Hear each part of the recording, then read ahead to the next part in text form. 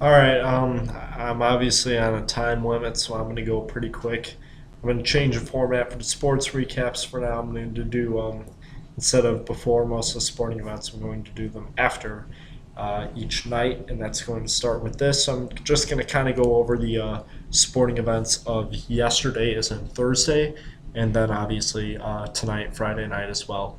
So obviously, you have Minnesota and Green Bay. Green Bay played a really nice game against Minnesota. Not dominating by Aaron Rodgers by any means. He didn't even throw for 200 yards. It was just an overall dominant game for the Green Bay offense, and that really puts him in the driver's seat in the NFC North, especially when you're looking at the struggles of Chicago Bears recently.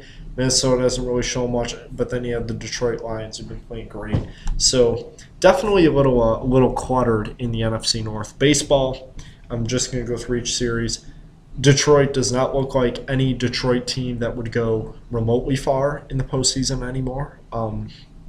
It's pretty unfortunate for them. You know, you put out Max Scherzer yesterday, you put out Justin Verlander today, and no results at all. And you're looking to blame the bullpen today. It's 6-3 in the bottom of the eighth, and you allow 4 runs, and it goes and translates into a 7-6 Orioles win.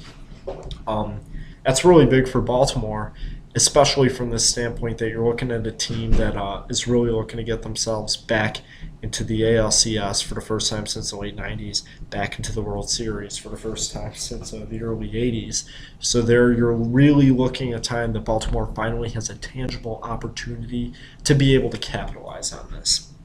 Um, Giants and Nationals. It was a pitcher's game, and Jake Peavy looked outstanding. He looked in his 2007 form. That's great for the Giants to see. You look at Steven Strasburg, still pitched a good game. Washington had a bit of a comeback effort. It did not come to fruition. Cardinals Dodgers. That was one of the more exciting games I've seen recently. Clayton Kershaw, Adam Wainwright did not turn out how anybody thought it would. Dodgers a 6-1 lead. Cardinals score 8 runs in the seventh, making it 10-6. Dodgers take 2 in the eighth, 1 in the ninth. Runner on third, 2 outs. Yasiel Puig could not get the job done, making it a 10-9 Cardinals final. The road team wins in 3 of the 4 games today as the Royals and Angels. Royals take a 2-0 lead against the Angels. Who saw this coming? This is a Kansas City team that won the wild card game on a miracle, and now 2 straight nights in extra innings and 3 straight games in extra innings, they've been dominating. You look at just clutch hits. You're looking at a guy like Eric Hosmer, who comes through tonight with the 2-run shot. And it was Mike Moustakas yesterday. Just 2 guys that are able to perform in the right spot. Royals take the game tonight 4-1. They have the 2-0 lead, and they're heading back to Kansas City. And coming here from Columbia, Missouri, there's a lot of buzz going, revolving around the Royals and the Cardinals for that matter. So it's really cool to see. Obviously, we had some huge news within college football. And that's really good to see, especially because it's really exciting. It's good stuff. Last night, you had Central Florida top Houston 17-12, trying to return to the form that they were in last season. FIU beat FAU 38-10. But the big news has been upsets both these days. Arizona tops Oregon 31-24. So who really saw that coming? There was a late fumble in the game, and Arizona it really looked like they're on the road. They're facing everything, and they were really able to capitalize on every opportunity in that game, and that's huge. Louisville mutilated Syracuse 28-6. Fresno beat San Diego State 24-13, and Utah State wins their first game in Provo, Utah since 1978. They had 17 consecutive losses in Provo. Utah State tops BYU by a mile, 35-20. Wasn't even close. BYU, who was 18th ranked, you're looking at big shuffles in the rankings, is the only 2 ranked teams to play so far have lost. And that's huge, especially when one of them was the second-ranked team in the country. So then you're looking forward to tomorrow. I'm basically only going to go through Power 5 games.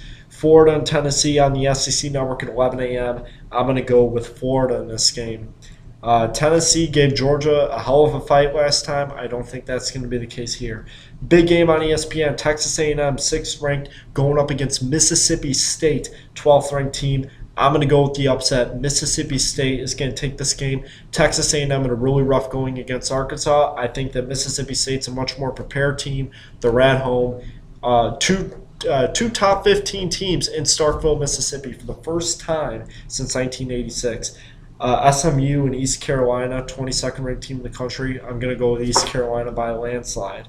Oklahoma State, 21st ranked against Iowa State. I'm going with OK State. They really look strong, and Iowa State, despite their win against Iowa, has really not done much.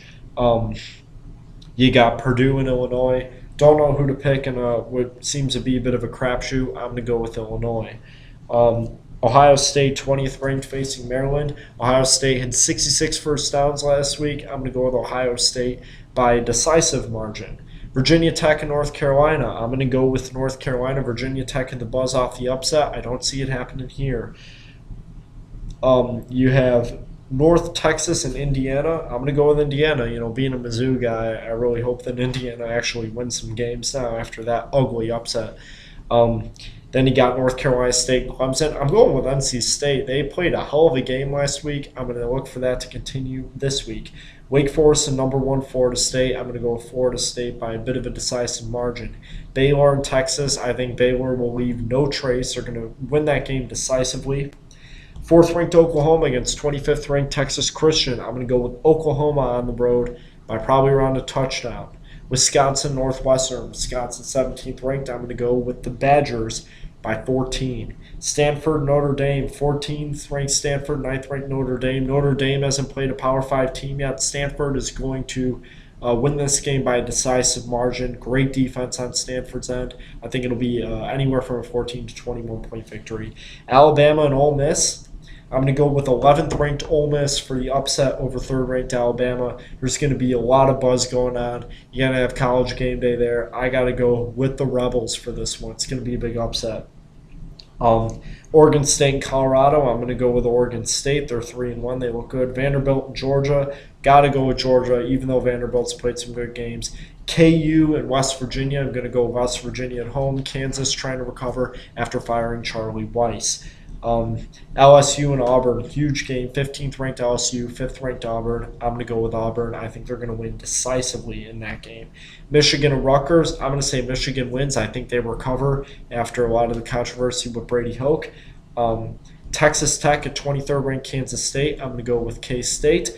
I think they look really good and are actually quite underrated. Miami and Georgia Tech. I'm going to go Georgia Tech, who's made some noise. They're 4-0. Pittsburgh and Virginia. I got to go Pittsburgh on the road there. Arizona State and 16th ranked USC. USC is not necessarily insurmountable by any means, and I'm going to go with USC, though, by a field goal. South Carolina and Kentucky.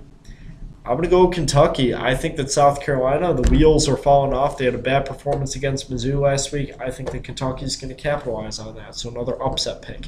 Nebraska, 19th ranked, 10th ranked Michigan State. I'm going to go with Nebraska. I think Michigan State's a bit overrated. Nebraska coming in 5-0.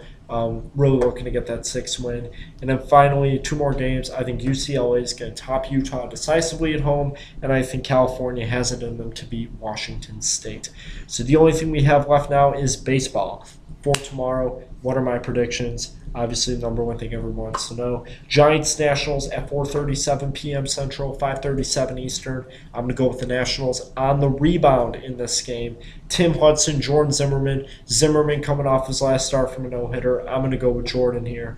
Cardinals and Dodgers in LA. Lance Lynn, Zach Greinke. Zach Greinke finally getting our shot in the playoffs. I think that he's going to have a great start in this game. Lance Lynn's been a bit inconsistent, so I'm going to go with the Los Angeles Dodgers to rebound and split both of those series. Don't really have much else. There's a lot of predictions, a lot of talking here, but this has been the Dorm Report live from Excellence Hall in Columbia, Missouri. Have a good night, and I'll be back tomorrow night with a recap of hopefully many exciting college football games and hopefully 2 really exciting playoff baseball games. I'll have it all for you tomorrow. And good night, and we'll see you tomorrow.